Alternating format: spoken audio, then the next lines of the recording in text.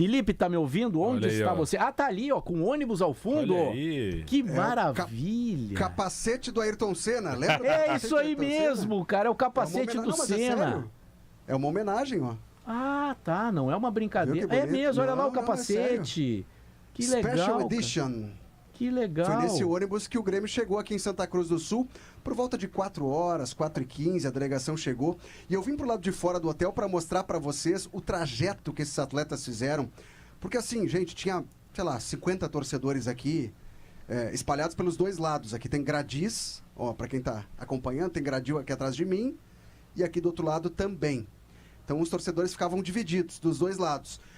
Grande parte veio, né, na verdade, aos gradis para atender esses torcedores, tirar foto, dar autógrafo. E teve um momento que o Luiz Castro se aproximou de uma dessas grades aqui, e o peso da grade foi tão forte que começou a esmagar, principalmente crianças que estavam aqui na frente.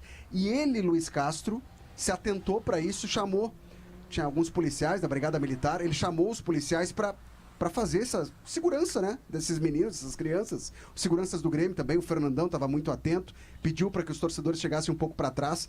Mas esse foi o clima, gente. É a primeira rodada, a expectativa lá em cima. E vocês devem imaginar, né? O torcedor do Grêmio aqui em Santa Cruz do Sul estava esperando um time reserva, um time de meninos. E não, veio força máxima. 25 jogadores com o que o Grêmio tem de melhor agora. Claro que alguns atletas estão fora. Vilhaçante está se recuperando de lesão. Noriega, da mesma forma. O Marlon está se recuperando de lesão, né, na coxa esquerda, sofreu na última rodada. O André Henrique foi uma baixa de última hora, um desconforto durante a pré-temporada. Mas de resto, pessoal, tá todo mundo aqui. E aí, respondendo ao teu questionamento, Marco, sobre o time do Grêmio que vai a campo, a informação que recebi agora há pouco é a seguinte: é um time mesclado.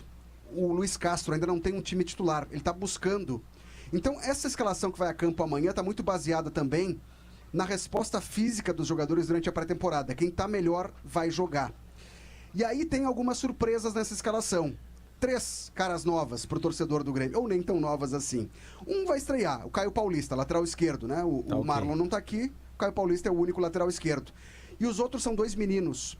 Roger, que era do time sub-20, atacante pelo lado direito do campo, e Tiaguinho, volante da seleção sub-20, brilhou muito no Mundial, inclusive, foi promovido aos profissionais, e ele deve abrir o meio-campo ao lado do Arthur. A escalação que recebi é essa aqui: Gabriel Grando, Marcos Rocha, Gustavo Martins, Wagner Leonardo e Caio Paulista, Arthur e Tiaguinho. Pelo lado direito, Roger, Cristaldo como meia armador, Amuso pela ponta esquerda e Carlos Vinícius. Então já dá para perceber que é um time perto daquele que a gente trata como ideal. Só deixa eu dar uma abana aqui, cumprimentar Luiz Castro, professor, mister, um abraço, estamos ao vivo aqui, Luiz Castro, ao vivo aqui no Sem Filtro, obrigado. Olha lá, abanou pro Sem Filtro, Fabiola. Luiz Castro aqui com a gente, chegou aqui na frente, agora diminuiu o número de torcedores por aqui, ele veio aqui até para dar uma olhada pro lado de fora do hotel. Mas esse é o time que a gente está projetando, a informação que a gente recebeu. E dá para perceber, né? Não é ainda o time ideal, até porque o Grêmio busca reforços, mas tem muitos jogadores que terminaram a temporada passada entre os titulares. Felipe, já eu vou pedir para você repetir esse time. A gente tem uma arte aqui com esse time, mas Fabiola, para acalmar o frenesi de colegas meus e torcedores, o Tiaguinho vai jogar. Porque era um frenesi isso, tem que jogar. Felipe Duarte está dizendo que ele vai jogar. Ah, sim, espero, né? Eu acho que o Gauchão é uma escola para esses jogadores jovens, né? Até porque, que nem tu falou do Bitelo antes, né? É a oportunidade que eles têm para se destacar e seguir tendo sequência. Então é importante o Tiaguinho jogar, se possível depois o Jefinho, que agora trocou de nome, né? Trocou de nome? Qual o nome novo do Jefinho? Jefferson Fornec agora. Jefferson Fornec? O Luiz Castro pediu para ele trocar de nome para talvez não ser falado no diminutivo, né? Que talvez desmerecesse um pouco o trabalho dele. E o nome, Fabiola, o Jefinho não tá aqui, eu ainda vou chamar de Jefinho por enquanto. Eu também. Mas o nome na camisa dele vai ser J. Fornec. Essa informação. O Ronaldinho devia deve se arrepender até hoje de ter sido chamado de Ronaldinho. Mas sabe que tem uma informação muito interessante que vai até nessa linha de time que o Felipe passou, que o Grêmio queria utilizar o Gabriel Mack como titular amanhã, mas ele acabou não viajando porque no Gauchão Sub-20 do ano passado ele foi expulso na última rodada que ele jogou e o Grêmio, por questões jurídicas, acabou optando por preservar ele nessa rodada para não ter nenhum problema, né, nenhuma penalidade.